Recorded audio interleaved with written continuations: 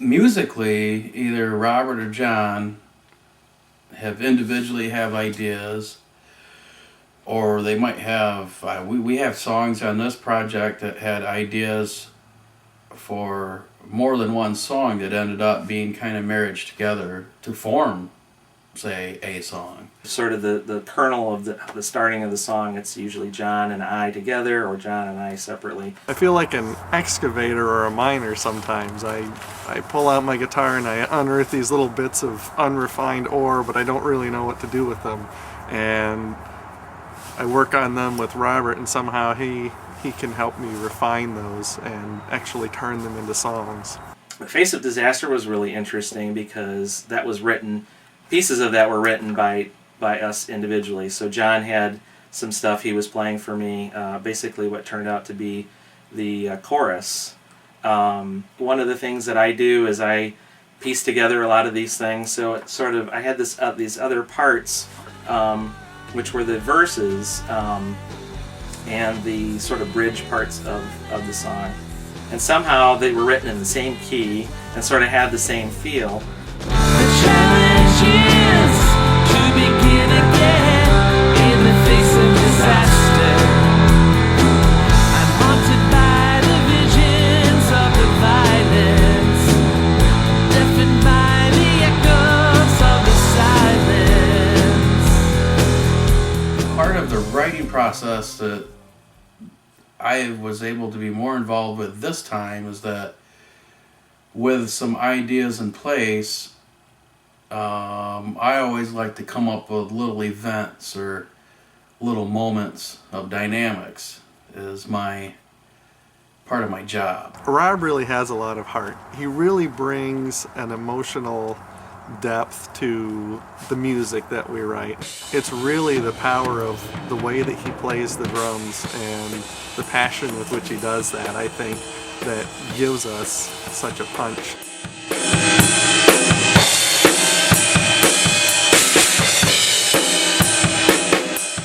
Robert really had to pick up some new tricks for this CD. He became our engineer, our recording engineer, and he took the lead on producing the CD too. And both of these required him to grow and develop in new ways. So not only was he working on himself as a musician, but he was also developing these other new skills. After Eclipse, I became a guitar player. Or I sort of transitioned into writing a lot more stuff on guitar. And so some of the songs that came in were sort of whole cloth, sort of, you know, this is a song I wrote, what do you guys think? And of course, it never ended up exactly how I brought it in. John and Rob brought their pieces to it and definitely made it their own.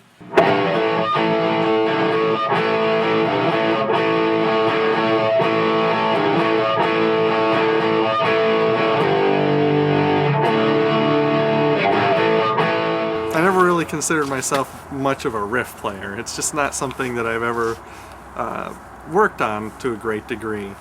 And that's one of the wonderful things that's come from having Robert take up the guitar.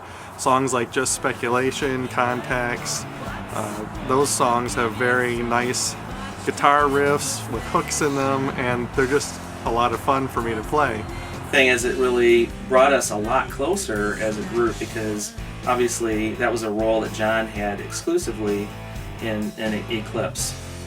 And so I admire John for being able to take on this sort of thing of playing someone else's stuff and being open to it. It really meant a lot to us, both of us individually and as a friend, as friends.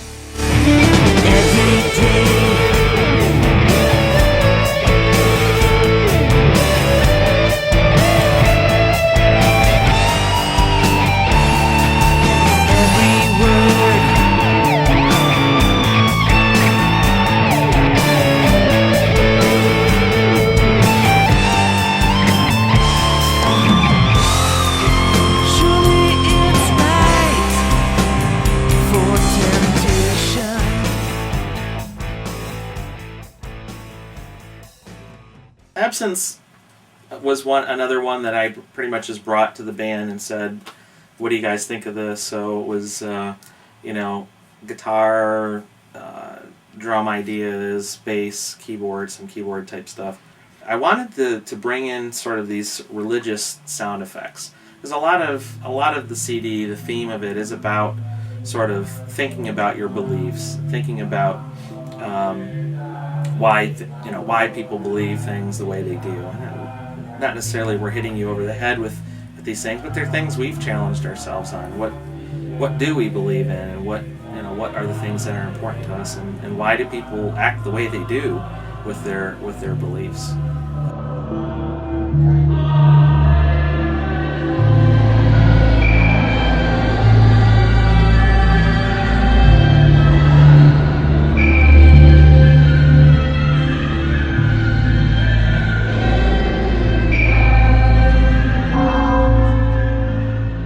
Had this idea, this fast riff, just a repetitive riff, and I had this idea. We had some organ sounds on it, and said, I don't know that this is anything we'll ever use, but John and Rob thought, hey, that'd be cool in this Absence song. Right around the time of a practice and writing session we did at Robert's house over Thanksgiving weekend, he had won this Led Zeppelin box set and DVD, and we watched it the first night that we got together, and I was just incredibly taken with the old footage of Jimmy Page and the rest of the guys jamming. And so when I heard Robert play this little riff he'd written that he brought to us, I knew immediately that I wanted it in the song, and Rob did too. And we just thought it would be really fun to have a jam, an old school 70s rock style jam right in the middle of the song. I'm not sure how it's going to work because they're completely different tempos, but after we adjusted things and it kind of came along, it ended up we ended up using it, which was really cool.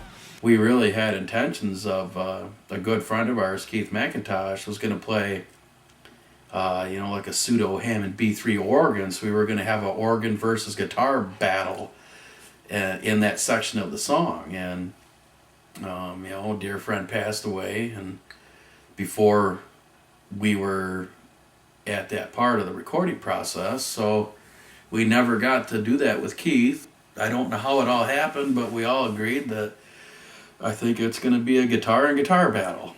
So that's kind of how that came to be. We did dedicate this in memory of him, and I think he would have liked it. I just have to say that was always a haunting phone conversation with Robert one day that Keith had passed on, and we realized that the actual title of that song that he was going to play on is called Absence. So that was kind of I'll never forget that phone call. But I'll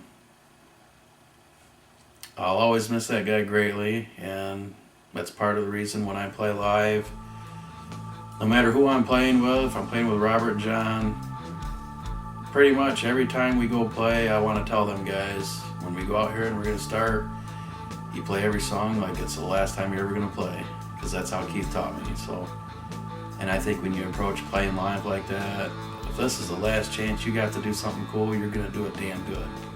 So Keith's influence will always be with us that way.